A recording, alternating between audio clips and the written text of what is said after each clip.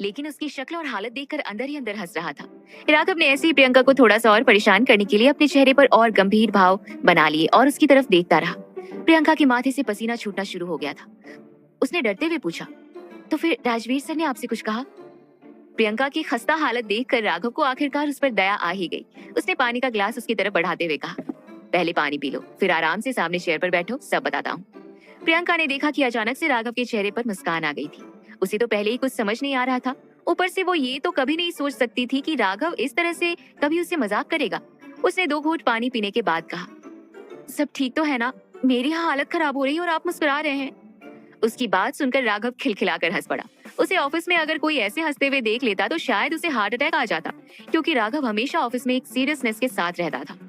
प्रियंका को भी उसे देखकर हैरानी तो हो रही थी, लेकिन उसे दिल से राघव के लिए अच्छा भी लग रहा था।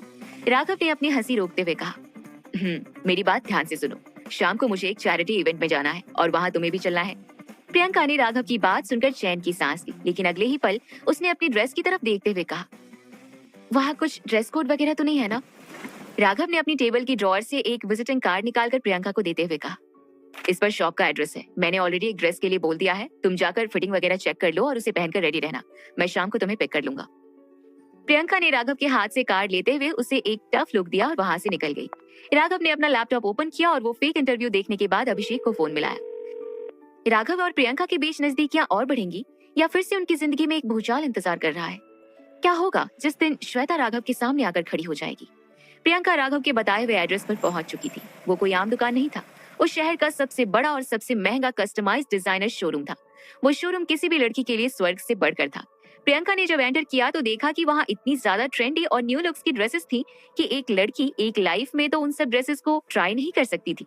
प्रियंका बड़ी बड़ी आंखों से ड्रेसेस को ही देख रही थी कि उसके हाथ में विजिटिंग कार्ड देखकर वहाँ खड़ी एक अटेंडेंट लड़की ने उसके पास आकर कहा, hi ma'am, you must be Raghav sir's wife.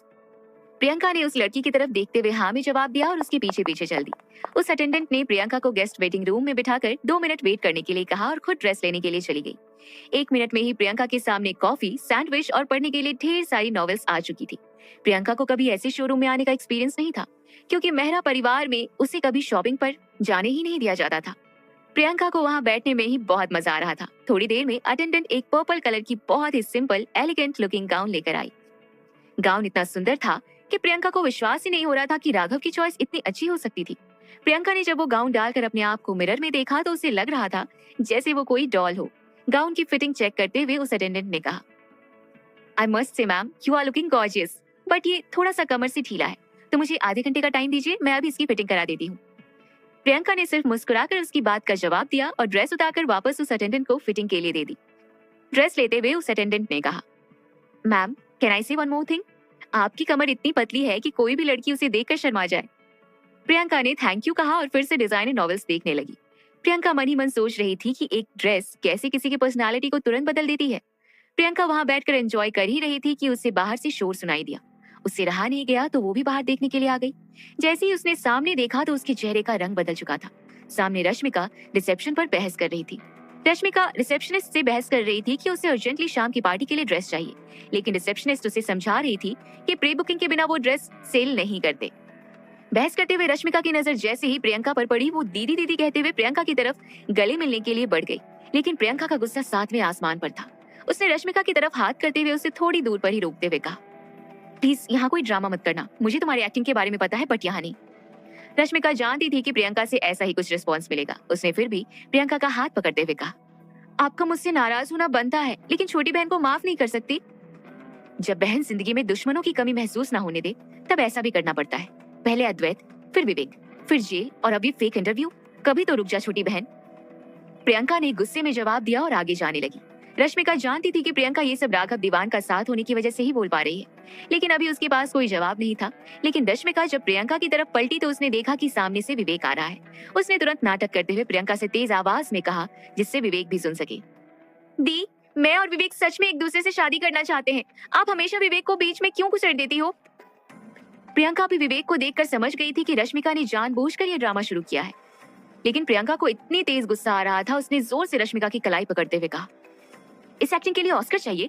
तुम्हें सच में एक्टिंग में करियर बनाना चाहिए था। नेचुरल लगता है सब कुछ। प्रियंका ने इतनी कसकर उसकी कलाई पकड़ी थी कि जब उसने छोड़ी तो वो हिस्सा लाल पड़ चुका था। रश्मिका कुछ कहती उससे पहले ही प्रियंका अपनी ड्रेस का स्टेटस पता करने के लिए शोरूम के बेसमेंट की तरफ बढ़ गई, जहां फाइनल स्टिचिंग हो रही थी। विवेक ने रश्मिका की तरफ ध्यान भी नहीं दिया और प्रियंका के पीछे पीछे बेसमेंट में चला गया। प्रियंका का मन था कि वो रश्मिका और विवेक दोनों को अच्छे से सुना दे, लेकिन वो शोरूम में कोई ड्रामा क्रिएट नहीं करना चाहती थी, तो इसलिए विवेक को अपने पीछे आता हुआ देखकर वो सीढ़ियों के बीच में ही रुक गई। विवेक ने उसकी तरफ गुस्से में देखते हुए कहा, तुम्हारी प्रॉब्लम क्या है? समझने क्या लगी हो अपने आप को? रश्मिका तुमसे प्यार से बात करना चाहती है तो तुम वो भी नहीं कर सकती? प्रियंका ने अपने गुस्से को कंट्रोल करते हुए जवाब दिया, ना तो मुझे उस नौटंकी से कोई बात करनी है और ना ही तुम जैसे निठल्ले इंसान का चेहरा देखना है। तो सबसे बेस्ट ये होगा कि मैं जहाँ से जाऊं तुम अपना रास्ता बदल दो। प्रियंका का इस तरह जवाब सुनकर विवेक का ईगो भी हर्ट हुआ था, लेकिन उसने फिर भी नॉर्मल टोन में कहा, एक बार अपने आप को सुनो पहले। ऐसा लग रहा है कि तुम्हारे दिल की जगह पत्थर का दिल हो। दिल ना होने से अच्छा है पत्थर का दिल होना। प्रियंका ने फिर से गुस्से में जवाब दिया। प्रियंका की बातें सुनकर विवेक का भी गुस्सा बढ़ता जा रहा था। दोनों के बीच जमकर बहस हुई, लेकिन प्रियंका का गुस्सा इतनी तेज था कि उसने खींचकर एक थप्पड़ विवेक के गाल पर रसीद कर दिया। विवेक ने भी उसे मारने के लिए हाथ उठाया, लेकिन वहां का माहौल देखकर उसने अपने आप को रोक लिया। ऊपर खड़ी हुई रश्मिका को जब चांटी की आवाज आई तो वो जल्दीबाजी में नीचे की तरफ भागी और हड़बड़ाहट में उससे एक गाउन फट गया। रश्मिका बिना उस गाउन पर ध्यान दिए नीचे की तरफ चली गई, जहाँ विवेक और प्रियंका खड़े थे। जैसे ही वो नीचे पहुंची, शोरूम में हल्ला हो गया। एक लड़की वो ड्रेस लेकर रश्मिका के पास आई और उससे गुस्से में देखते हुए कहा, आपने ये क्या कर दिया? ये ड्रेस सुष्मिता पाटिल की थी, वो भी अभी आधे घंटे में ड्रेस लेने आती होंगी। रश्मिका विवेक की तरफ देखते हुए जवाब देती है, इतना हल्ला करने की जरूरत नहीं है, तुम विवेक को जानती नहीं हो, ये भी सिंघानिया परिवार से है। मेरे फियांसे ड्रेस के पैसे दे देंगे और सुष्मिता से हम बात कर लेंगे। शोरूम की वर्कर कुछ जवाब देती उससे पहले ही विवेक ने धीमी आवाज में कहा, सुष्मिता पाटिल चैरिटी इवेंट की फाउंडर है और उनके हस्बैंड डिप्टी मेयर हैं। उन्हें नाराज करना अच्छा आइडिया तो नहीं है।